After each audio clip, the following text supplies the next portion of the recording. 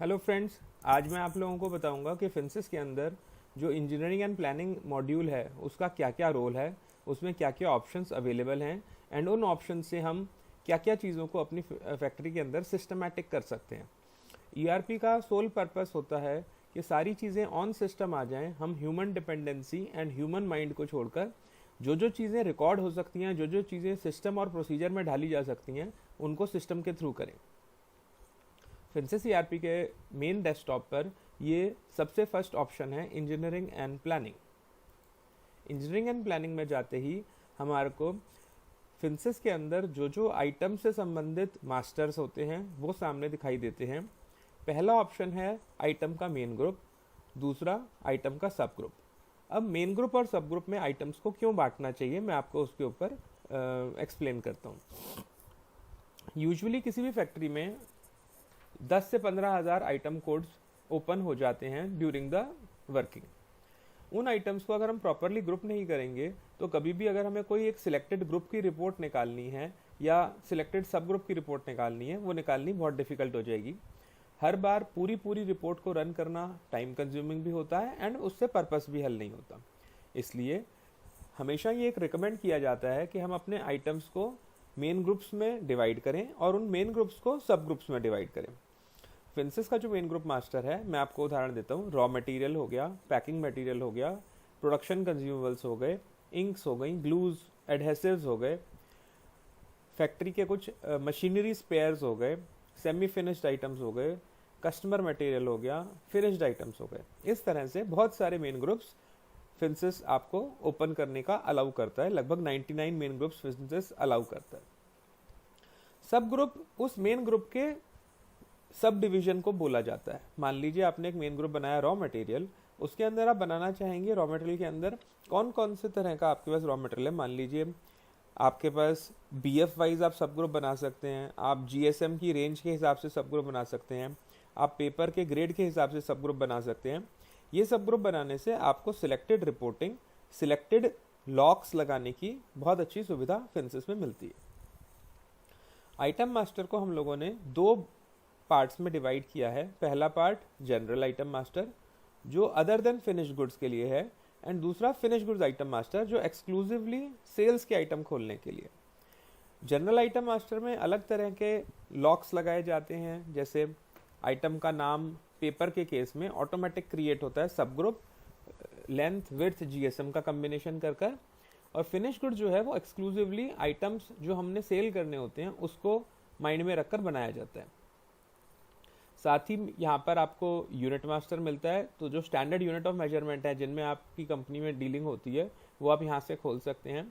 GST आने के बाद तो यूनिट ऑफ मैनेजमेंट मास्टर बहुत इंपॉर्टेंट हो गया है, क्योंकि गवर्नमेंट ने कुछ यूनिट स्पेसिफाई कर दी हैं जिनको अगर हम नहीं मेंशन करते हैं तो हमारी रिटर्न अपलोड होने में डिफिकल्टी आती है। अब जो इम्पोर्टेंट हिस्सा आता है वो है प्रोडक्शन की प्रोसेस में जो स्टैंडर्ड स्टेप्स होते हैं, ऑपरेशंस होते हैं, उन्हें हम एक जगह फिंसिस के अंदर रिकॉर्ड कर देते हैं। उसके लिए फिंसिस के अंदर ऑप्शन है प्रोसेस मास्टर। प्रोसेस मास्टर के अंदर हम लोग अपनी फैक्ट्री में होने वाले सभी प्रोडक्शन के स्टेप्स को मेंशन कर देते हैं। ये स्टेप्स वो होते हैं जो हमारे मेजर प्रोडक्ट्स के ऊपर अप्लाई करते हैं। हर बॉक्स पे ज़रूरी नहीं है ये सारे स्टेप्स अप्लाई करें। जिन जिन बॉक्सेस पे जो स्टेप्स अप्लाई करते हैं उन्हें हम आइटम वाइज स्टेज मैपिंग या राउटिंग से लिंक कर सकते हैं। आइए मैं आपको दिखाता हूँ कि ये लिंकिंग कैसे की जाती है। हमारे पास ये आइटम वाइज स्टेजेस नाम से ऑप्शन है। जब हम इसको खोलते हैं एडिट मोड में, मैं आपको करके दिखा देता हूँ। हमारा ये आइटम मान लीजिए कोरुगेटेड बॉक्स स्पेशल गुण शक्ति है। इसमें सबसे पहले कोरुगेशन होती है, फिर printing, slotting and die cutting होती है। उसके बाद उसको स्टिच कर सॉर्टिंग पैकिंग सेक्शन को दे दिया जाता है एंड इससे ये प्रोसेस कंप्लीट हो जाती है। आप लोग यहाँ पर देखेंगे हमने यहाँ पे दो कॉलम्स प्रोवाइड किए हुए हैं, एक मेक रेडी टाइम और एक production run time. Make ready time एक बहुत इंपॉर्टेंट डाउन टाइम है जिसको अगर प्रॉपरली मैनेज किया जाए तो फैक्ट्री की प्रोडक्टिविटी को बढ़ाया जा सकता है। अदरवाइज कई बार इसको मिस यूज कर लो प्रोडक्टिविटी में फैक्ट्री चली जाती है। प्रोडक्शन टाइम 1000 पीसेस बनाने के लिए कितने मिनट्स एज अ स्टैंडर्ड लगते हैं वो यहाँ लिख दिए जाते हैं, और उससे फिंसिस यूनिटरी मेथड के थ्रू जो एग्जैक्ट टाइम प्रोडक्शन प्लानिंग में सिस्टम क्वांटिटी दी जाती है उसके हिसाब से कैलकुलेट हो जाता है। तीसरा स्टेप आता है प्रोसेस प्लान। प्रोसेस प्लान एक तरह का bomb, recipe, formula, paper combination या आइटम स्पेसिफिकेशन का नाम है।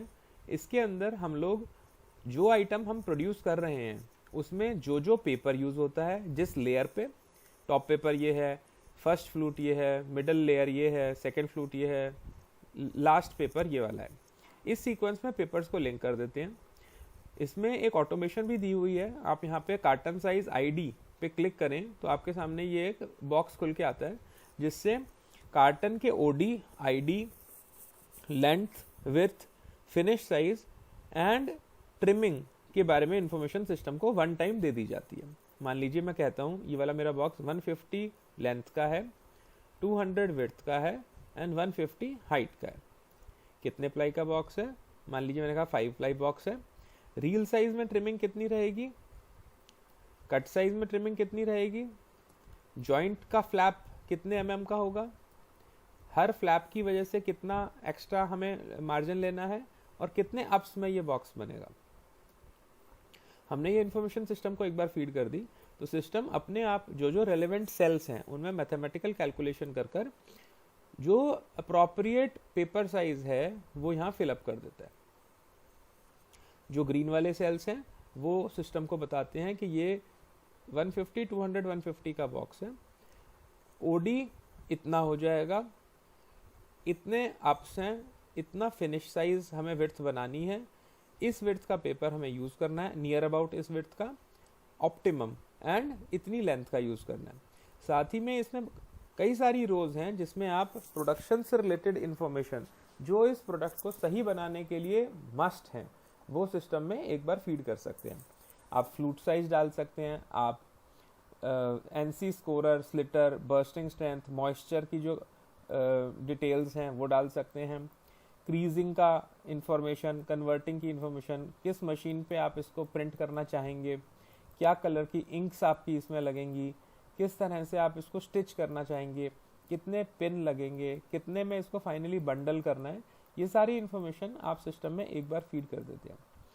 फ्रेंड्स, इसमें सबसे बड़ी एडवांटेज ये है कि हमने जो जो इन्फॉर्मेशन हमें बनाने के लिए रिक्वायर्ड है वो हमने एक प्लेस पे सेव कर दी परमानेंटली। साथ ही साथ हमने उसे अप्रूव भी कर दिया सो दैट कोई जूनियर उसको एडिट ना कर सके और हमेशा एक स्टैंडर्ड प्रोडक्शन निकले। Standard production is always good because कई बार ह्यूमन बीइंग हमने देखा है कंपनी में आते जाते रहते हैं, बट सिस्टम में एक जगह इन्फॉर्मेशन स्टोर करने से हम उस ह्यूमन फैक्टर से इंडिपेंडेंट हो जाते हैं। मान लीजिए कोई नया इंसान भी आता है, वो सिस्टम में प्रोसेस प्लान देखेगा और उसे एकदम क्लियर हो जाएगा कि इसमें ये स्पेसिफिकेशन यूज होनी है। आप खुद मानेंगे, मान लीजिए आप 500, 600, 700 आइटम्स प्रोड्यूस करते हैं, यूनिक आइटम्स, उन सबके सभी स्पेक्स किसी भी ह्यूमन बीइंग के लिए याद करना इम्पॉसिबल है। हाउएवर, अगर हम प्रोसेस प्लान को एक बार कंप्लीटली फिलअप कर दें तो जॉब कार्ड के ऊपर ही अपने आप प्रिंट होकर आ जाता है, जिससे हम लोगों को ये वाली एडवांटेज हो जाती है कि कभी भी रॉन्ग स्पेक का मटेरियल नहीं बनेगा। मैंने आपको प्रोसेस प्लान का रोल बताया, आई होप ये क्लियर हो गया होगा। उसी तरह आइटम वाइज स्टेज मैपिंग मैंने आपको बताई, जिसमें हम राउटिंग सेट कर देते हैं सिस्टम में कि ये आइटम प्रोड्यूस होने के लिए किस किस स्टेज से गुजरेगा। हमारे पास यहाँ पर प्लाई फ्लूट का मास्टर भी है, जिसके अंदर हम जो जो फ्लूट प्लाई हम कॉम्बिनेशन रन करते हैं उन्हें हम सिस्टम में एक बार सेव कर सकते हैं। हमारे पास फ्लूट मास्टर भी है, जिसके अंदर हम लोग कौन सी फ्लूट में कितना % एक्स्ट्रा टेकअप फैक्टर है और कितनी हाइट की फ्लूट है वो भी सिस्टम में एक बार स्टोर कर देते हैं। ये हम लोगों को जब जॉब कार्ड में पेपर की कैलकुलेशन आती है उसमें करेक्ट कैलकुलेशन अराइव करने में हेल्प करता है। तो हम लोग एक बार समराइज करते हैं।